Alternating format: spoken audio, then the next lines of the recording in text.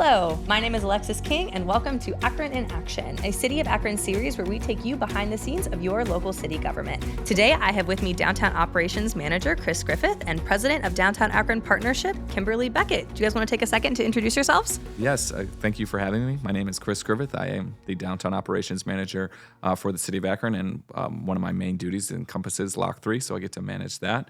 Lifelong resident of Akron, Kenmore graduate, so excited to be here. Thank you for having me. Awesome. Thank you, Chris. All right, Kimberly, what about you?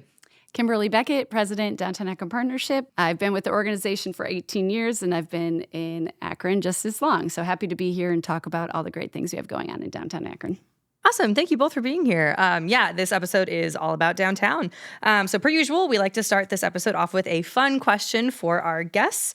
So I'd like to know, what do you think is the most underrated spot to hang out downtown? Think hidden gem, secret spot. Where do you guys like to spend your time downtown? For me, it's the Lock 3's backyard. It's our kind of little green space off of Bowery and Center Street. I'd love to hang out over there and take a phone call or two. We have a great bench over there that kind of overlooks Lock 3 and overlooks the downtown scenery. So it's a quiet place for me. I enjoy just walking over there, kind of taking in the sights and all of that from that area, as well as you can still hear the canal water as well. So it's just a good calming place for me. Yeah, the backyard was a really fun spot when, Lock 3 had to pivot when we were under construction. I really enjoyed all of the concerts that were over here because it is a really stunning view of downtown. What about you, Kimberly? Yeah, so just to the south of Lock 3 is Lock 2. So it's a nice little space right behind the ballpark where you can really get close to the water, as Chris mentioned, and there's water feature, and it's just a really nice, relaxing place. Just a place that you can just kind of tuck away and get that private moment when you're walking around downtown. Yeah, and the cherry blossoms in the spring are so beautiful down there, which I didn't know existed until I learned about the Sakura Festival, which we'll talk a little bit later, which is one of Downtown Akron Partnership's festival, but awesome. Thank you both. One of the pillars of Mayor Malik's Together for Akron plan is working together, and one of those objectives really focuses on kind of the redevelopment and reinvestment in downtown. And part of that is that we're coming up on the 1-year anniversary of the reopening of Lock 3 after a $17 million investment and renovation. So, Chris, can you quickly kind of walk us through some of the upgrades that were made? Yes. As you mentioned, it's $17 million. So a lot of that was infrastructure that we needed. So Lock 3 was just a pop-up park back in 2003 when they kind of opened it up back then for the first time. So we didn't have a lot of infrastructure to host the events that we do now. So right now we have the Maynard Performance Pavilion, which was just a temporary structure before, which is now a full, 365 day park type structure that's in there. The ice rinks were, we put up a platform, things like that. So everything was temporary pop-up style. So now we have infrastructure that we're able to host events, year long. We would close for months. So we would close for November. We would close in March to flip from a summer season to a winter season. So with that renovation, we're able to host things that we never have been able to. So that's been really exciting. We've made it where you can come and sit in the park and enjoy the views that we just discussed. So there's more added to it that made it just the site that it is. And I'm really looking forward to what we, as you mentioned, 1 year. So we're coming up on that, looking forward to keep the momentum going forward for us. Yeah, so you mentioned the Maynard Performance Pavilion. So that's a 3-sided pavilion. I've never seen anything like that before. Can you talk a little bit about Correct. the pavilion? Yeah, it's a state-of-the-art, designed to host events, right? It's designed to host all kinds of events. So we have the main stage, which faces Main Street. So in that area, is where you got your grass seating, our cement pad, which we have about 600 reserved seats in that area that come in and out. So we're able to put 600 reserved seats. In a few weeks, you'll be able to see the small ice rink up there in front. So that's a very unique space, which we're still able to use the stage in the winter, which we weren't, in the summer or in the previous areas. So we have our grass lawn that seats about 1,000 to 2,000, depending on that type of event. Then we move over to the Swenson's game patio that faces the State Street Bridge. We can get about 500 to 600 people in that area. So that's a unique, intimate space that you'll be able to host events. So we did a Blues and Brews, which was just our local craft beer festival over there. We hosted some small 5K walks in that area. So that one is gaining momentum, and we're excited to see what that offers. And then we have our canal side, which is the back side of the stage, which opens up to a small little unique 50 to 100 person venue. So it's just designed for everyone to be able to come down and use the park, which is really exciting for us. Yeah, and I mean, some of the feedback that we heard, with the new design, right, was it looks like you can fit less people. So, from the numbers that you're just giving out, right, like that's not the case. We can fit multiple thousand people down in the park, which is kind of crazy. Yes, exactly. And before, if you looked at the old pictures, you see the park was packed and we had so many events, but there was areas that were still green spaced out that you couldn't see or hear from.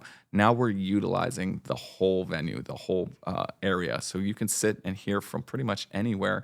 And now we also incorporated the deck on top of Main Street, which is a huge area for people to sit and enjoy. If they want to enjoy food from a restaurant or drink from a restaurant up on Main, they still can be involved in the event that's going on in downtown. Yeah, that decking was kind of a lifesaver for me and my family. I have a toddler, and so whenever we went down to any of those festivals, she had plenty of space to kind of run around. We weren't like in the thick of the crowd, but we could still listen to the performances that were happening. And it's a really, really beautiful space. And Lock 3 now has Wi-Fi. Correct. So you can come down and host a business meeting on our stage where we'll then have the Wi-Fi, or you can just come and do some of your work. You can sit anywhere in the park. That was one of the major infrastructure upgrades that we were able to put in as well. And that'll help residents. That'll help people who want to move their businesses downtown. It's just something that we're able to offer everyone. So excited about that as well. Yeah, and I love walking downtown to either like grab lunch down on Main Street or wherever, and hearing just like music playing from day to day coming from Lock 3, and then being able to answer some emails and whatever. So it's just become this really beautiful and incredible space. And I think Akron is so lucky to have a gem like this available to us. Awesome. Thank you so much, Chris. So Kimberly, we're going to switch over to you here. So Downtown Akron Partnership, or DAP as we love to call it, gets to work really closely with our team at Lock 3 on a variety of things. So you are a separate entity, right? You are not part of the city of Akron. But can you expand a little bit on kind of what this partnership has looked like for us? Sure. Yeah. So Downtown Akron Partnership, we are an independent nonprofit, and our mission is to build a vibrant and valuable downtown. And so we do that with many partnerships, but specifically with the city and Lock 3, really looking at, Lock 3 is the physical center, but also kind of like the heart of our community. It's the center of downtown, but the heart of our community. And so we're really trying to figure out how best to bring people into the space. And then for us, how do we connect them to the rest of the neighborhood and make sure all the people that are coming to use downtown have the information and the support that they need. So we work closely with Chris's team on a number of things, but specifically in programming, we host 6 signature events. Most of them had been at Cascade Plaza. Luckily, we have outgrown that space as our events and programming are becoming more popular. So we've been able to move to Lock 3 and coordinate events together. And then, like I said, mostly, like on the day-to-day basis of making sure that we have a space that people can use, our residents can use to enjoy. They can walk their dogs. They can, just enjoy a relaxing walk after work. Our employees have a place to hang out and to experience downtown, and then just continue to work together to make those connections to support the rest of the district. Awesome. Thank you, Kimberly. Yeah, DAP does so much incredible work. I love seeing, all of the information that gets shared, and even just seeing like the Downtown Akron ambassadors, out and around downtown beautifying the spaces. So we're really lucky to have an organization like DAP here in Akron. So do you guys have any upcoming events downtown that you'd like to plug? Yeah, so going into the winter season, we will be focusing our attention into Small Business Saturday and kind of the holiday season and shopping local and really promoting our small businesses and getting people to become familiar with the different ways that they can engage with the small businesses at this time of year. We have a Downtown Akron e-gift card that people can buy as gifts, or companies can give them to their employees. It can be used at more than 20 locations downtown.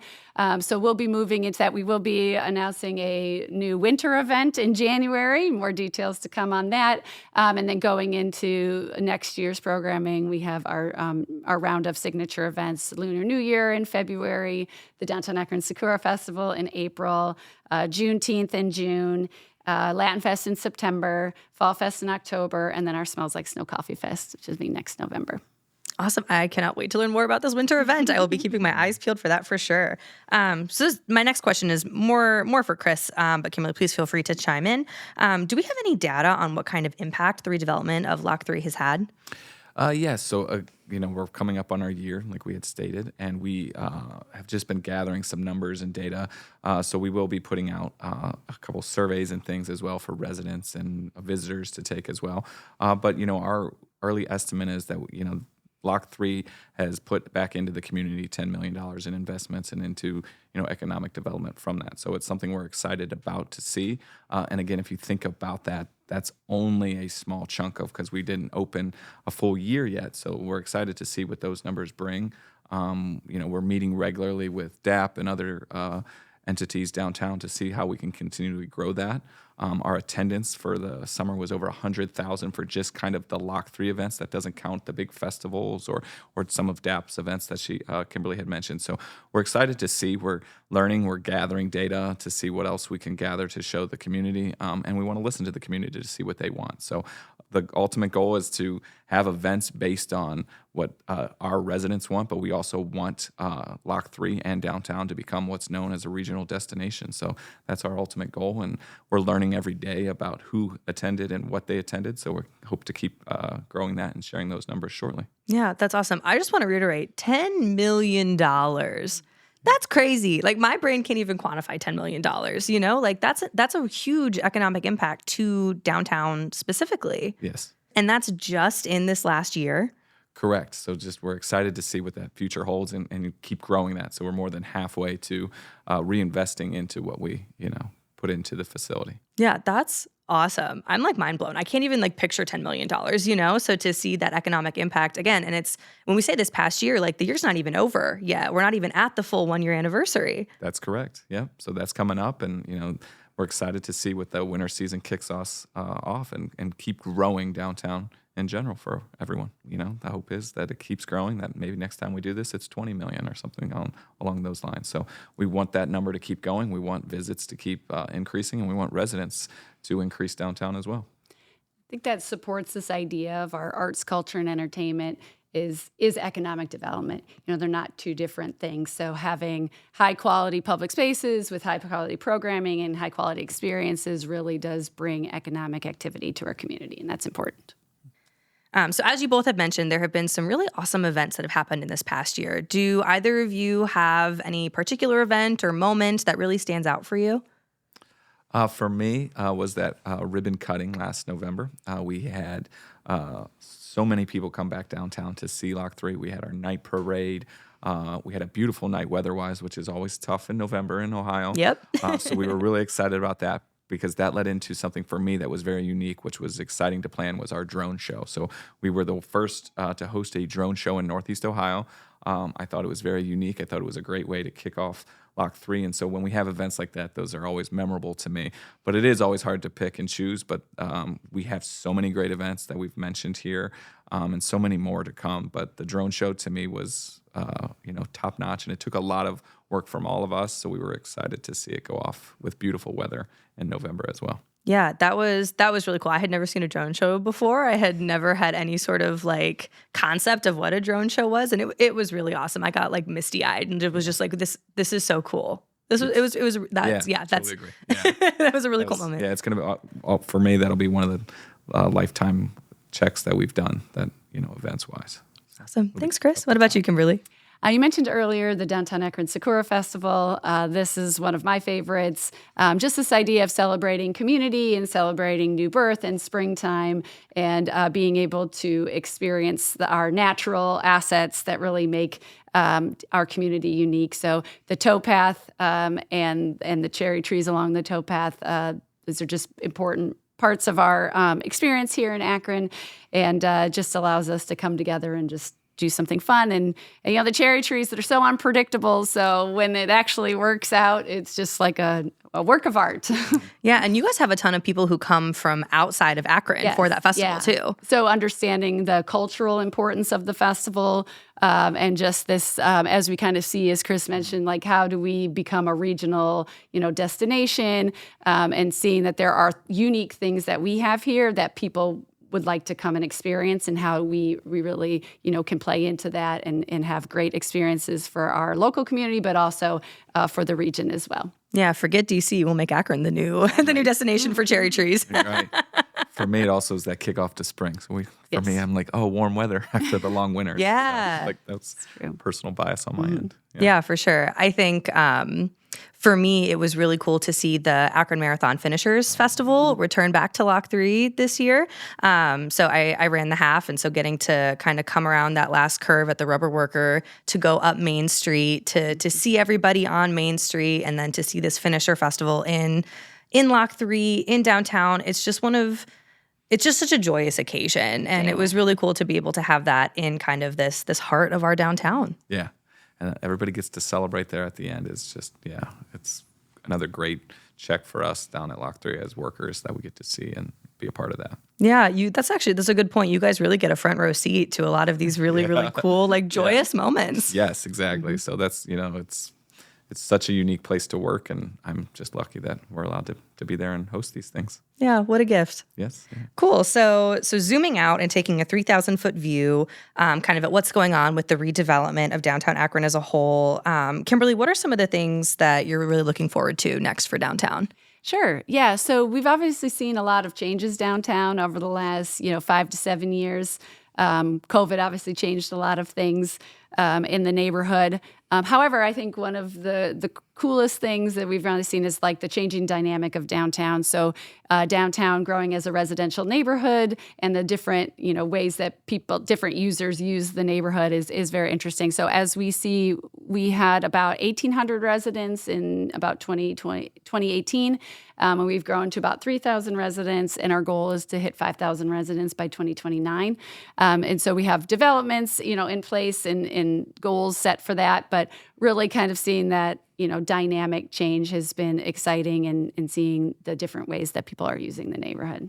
Yeah, and it's interesting because I feel like I don't really think about downtown as a neighborhood, but it is just like any of the other 24 neighborhoods, right, in Akron.